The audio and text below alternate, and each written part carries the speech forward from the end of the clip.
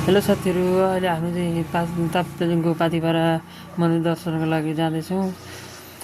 आज कस्तो लक्की दिन परेछ। ठ्याक्कै हामी गएको दिन पनि ठ्याक्कै यस्तो हिउँ पनि पर्यो।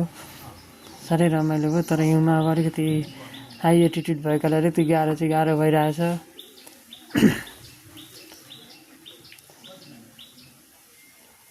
चैततिर जाँदाखेरि चाहिँ एकदम राम्रो मौसम हुँदो रहेछ। हिउँ पर्ने रहेछ। पाथिपारा दर्शनको लागि एकदम राम्रो सिजन रहेछ। हिउँ मनपर्ने साथीहरूको लागि चाहिँ एकदम राम्रो छ है। यो पाथिपारा दर्शन गर्नको लागि फागुन चैततिर जाँदा चाहिँ एकदम राम्रो मौसम हुँदो रहेछ है साथीहरू। हवस् त, नमस्ते।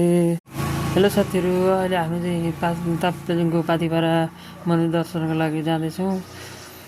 आज कस्तो लक्की दिन परेछ। ठ्याक्कै हामी गएको दिन पनि ठ्याक्कै यस्तो हिउँ पनि पर्यो। साह्रै रमाइलो भयो। तर हिउँमा अब अलिकति हाई एटिट्युड भएकाले अलिकति गाह्रो भइरहेछ।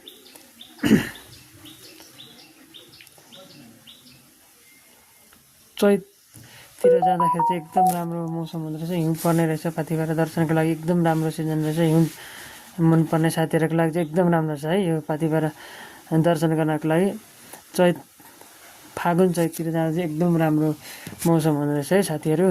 हवस् त, नमस्ते।